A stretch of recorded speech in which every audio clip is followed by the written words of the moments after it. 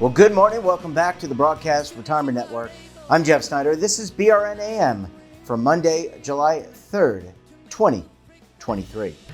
And our top story today, developing a master plan for an aging population. And joining me now to discuss this and a lot more, Adam Herbst is the Deputy Commissioner of Long-Term Care and Aging at the New York State Department of Health. Adam, so great to see you. Thanks so much for joining us on the program this morning. Hi, Jeffrey. It's a pleasure to join you here today and speak with you. This invitation could not have been more timely, and I look forward to the conversation. Yeah, and I guess I want to start off. I want to talk about New York State, but I want to talk about in general how big of an issue is an aging population when it comes to state, local, and federal government services. How important of an issue is this? Well, it's a critically important issue, and one that the state of New York is prioritizing and reorganizing to ensure that it is a top priority. We're dedicating resources now in New York to the aging and disabled populations that we haven't in many, many years. And I hope this will help to ensure that aging New Yorkers have greater access, not only to essential health services, but also to appropriate living settings and programs to reduce isolation, which are critically important and only growing in the state of New York. If I can give you just a sense on just some of the statistics, New York right now is home to nearly 5 million people over the age of 60. That's nearly twice as many as it was in 2010. And 1 out of every 4 New Yorkers will be considered an older adult, which is a seismic demographic shift that will change every aspect of our lives here in New York, from the structures of our families to the communities, to the drivers of our state's economy. And the next generation of older New Yorkers will be significantly more diverse, and that's what we're paying particular attention to here in the state of New York. We're going to see people living longer, and will contribute in untold new ways to making our state a more vibrant place. And as our state ages, Jeffrey, we'll also share new challenges across the decades, meaning that more people will be staying in the workforce, more of our neighbors will be living alone, and too many of us, unfortunately, will enjoy less economic security than in decades past. Yeah, this is a big issue. And Adam, this is an issue.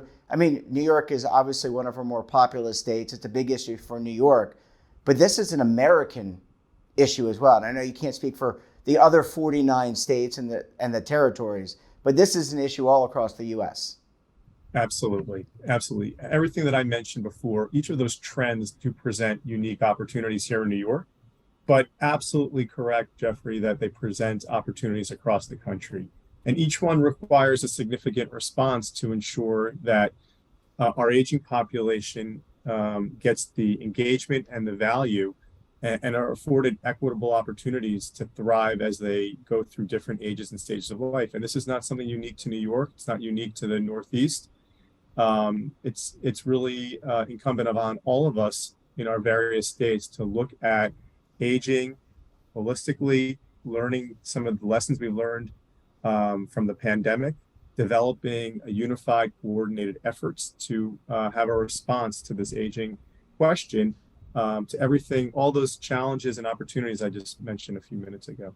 Yeah, and you bring up isolation. That is, I think we learned a lot during the pandemic, and that has an impact on pretty much every generation. But if you think about our seniors and those that are, a little bit older than I am, I mean, these are folks that rely on friends. They've built long-term relationships, and suddenly, look, life is fleeting, right? We all know that they can go away, and you can be left with virtually no one. I mean, that is a strain not only on government services potentially to support these people, but also caregivers. There aren't enough caregivers to provide a lot of care for these services. for these individuals, I should say. Absolutely. You mentioned so many things there, and I'm happy to discuss that with you. I just Yeah. want to, Jeffrey, say a couple of things that are important to preface what we're doing in New York. Governor Hochul has been advancing health equity for a couple of years now that she's been governor, enabling all New Yorkers to age with dignity and independence and to reduce isolation. Interestingly, New York leads the nation in meeting the care challenges facing our aging population. We were named the first age-friendly state by AARP a few years ago, and the first age-friendly public health system by the Trust for America's Health right after the pandemic. But more action is needed to reduce isolation, to help with respect to aging New Yorkers, allowing them to age in place with dignity and independence. And these are critical elements to what we're focusing on here in New York. Again, I don't want to throw statistics out just to make the mind become numb, but New York has the fourth largest population of older adults, and it's incumbent upon us to look at this from a cost perspective, from a social and financial and population health, and we're looking at all the different services, essential health services, for appropriate living settings and programs that reduce isolation. Adam, last question before we go to a commercial break, because in the next segment, I want to talk about the state's master plan that you all are working on. But is there concern of rural parts of the state versus more city-centric or urban areas? We've been reading about, for example, maybe, and this may not be in New York State, by the way, but this just generally in the U.S., that maybe in some rural areas, they don't have access to a lot of the healthcare services. Maybe some of the hospitals have consolidated. You have to travel 30, 40 miles to get somewhere. So is there, how do you process that? How do you process the urban versus the rural? New York is a very diverse state, upstate, downstate. We have a lot of uniqueness in the different areas, and we are trying to ensure we speak with everybody to capture the unique aging and demographics and requests from people who want to age in place for as long as possible. We're very in tune with the fact that New York requires a response that is consistent with the local communities. And it's something that we're communicating with all the providers and all the aging populations within the unique areas of the state. So we're very in tune with this, and we look forward to partnering with different areas of the state. Yeah, I think a lot of people, when they think of New York, they think of New York City, but you're right. It is so diverse in terms of the types of areas. You can't forget upstate. You can't the western part of New York. I mean, geez. I mean, it's so many different types of people, so many different communities. Adam, I need to take a very quick break. When we come back, we're going to talk about the state of New York's master plan for aging. You're going to want to stay tuned right here on BRN AM.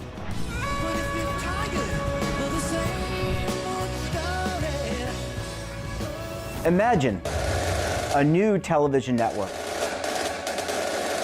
that will make you richer, healthier, and in control of your financial future.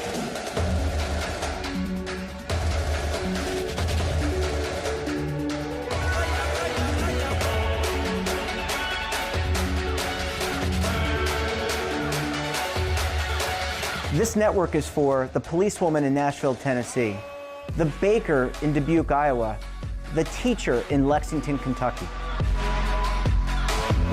We want to make the idea of savings and retirement culturally relevant. But what do you see as a defining issue of the midterms, especially for the smaller businesses? I mean, they are the lifeblood of the American economy.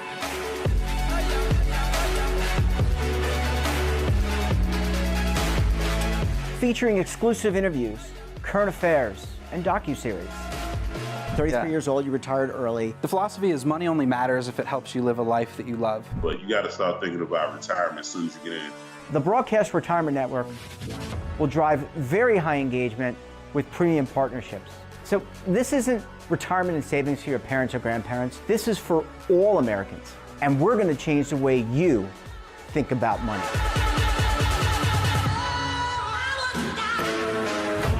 Welcome to the next frontier of retirement and savings.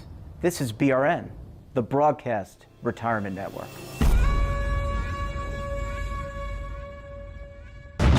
Tax audits, tax liens, wage garnishments. Every day we hear stories like this about good folks who are simply struggling to pay their bills. Each of them are living a frightening IRS tax nightmare, and they are afraid it will destroy their lives. I'm a divorced single mom, and my ex-husband left me and the kids with a lot of unpaid bills, including unpaid taxes. I was really starting to show my stress on my kids because the IRS had sent me a letter demanding a huge payment from me. I couldn't afford it. So then the IRS was threatening to garnish my wages. I'm already living paycheck to paycheck. That would have put me over the edge financially. It truly seemed hopeless, but then a friend at work told her to call the tax relief line.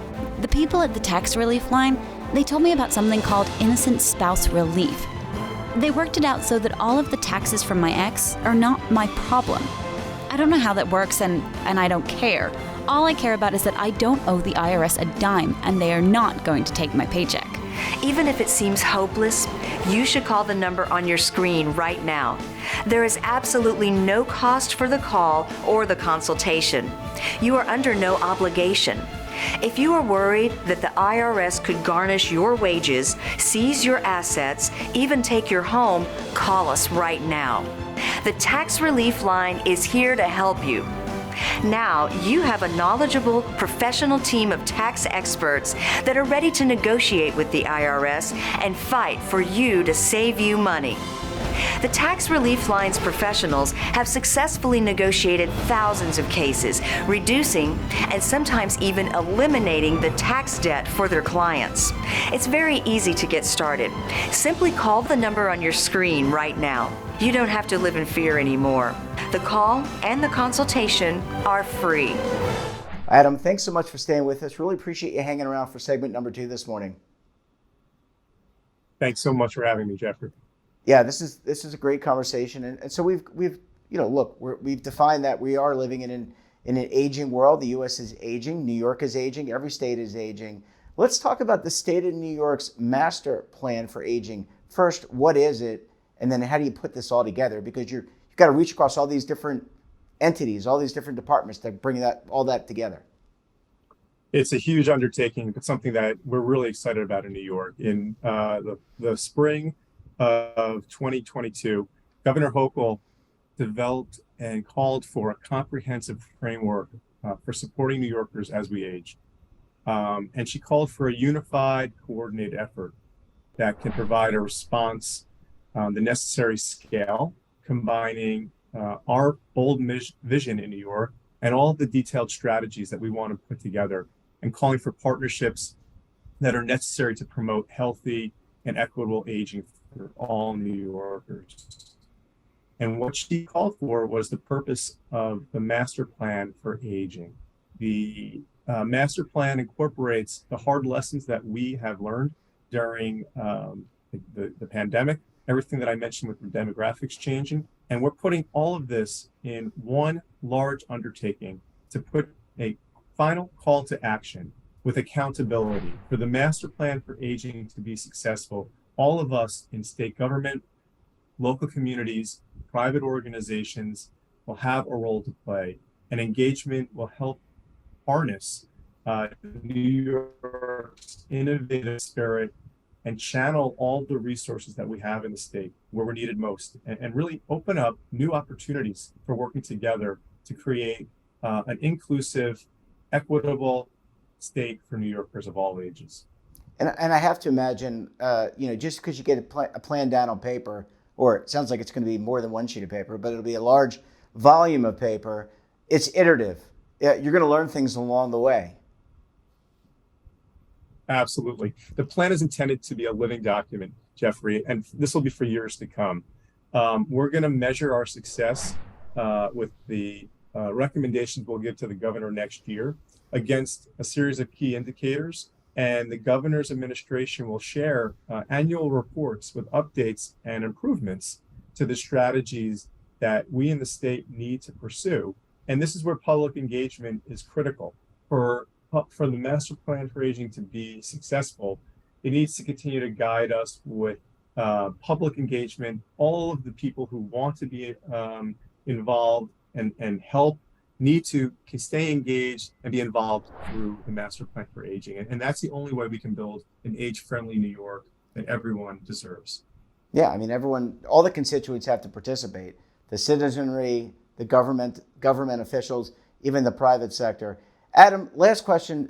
We talked a little bit about the states being the laboratory of democracy, and we talked about how this isn't just a New York issue, it's an American issue.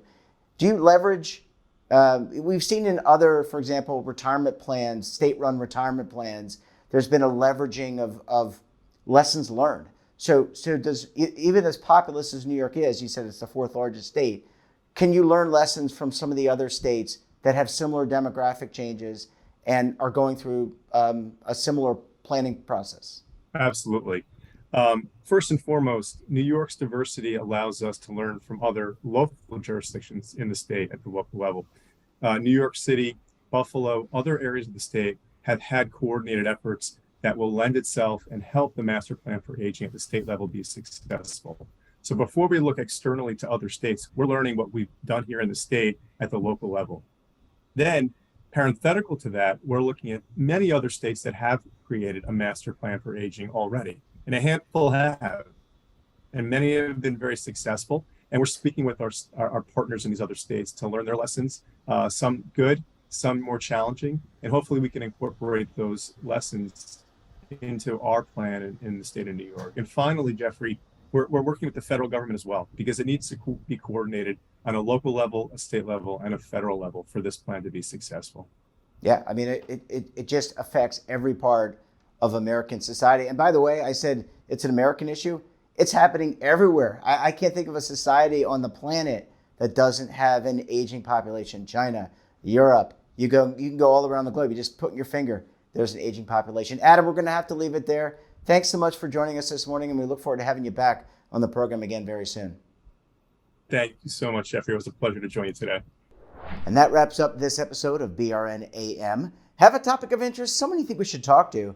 Drop us a line. And don't forget, for all the latest curated news and lifestyle, wellness, finance, tech, so much more, and all in one place, check out today's edition of our daily newsletter, The Morning Pulse. Want to search our archives, check out our latest content, visit our website, and of course, all of our streaming partners. Well, we're off tomorrow for the July 4th Independence Day holiday, but we'll be back again on July 5th with a new edition of BRN AM. Until then, I'm Jeff Snyder. Stay safe, keep on saving, and don't forget, roll with the changes.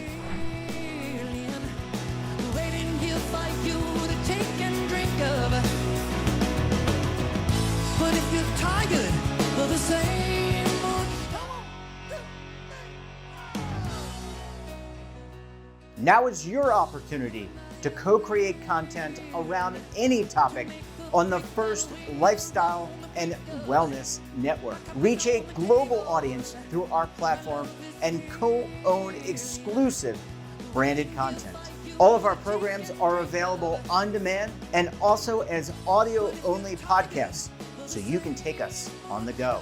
Broadcast Retirement Network, available anytime, anywhere, and on any device.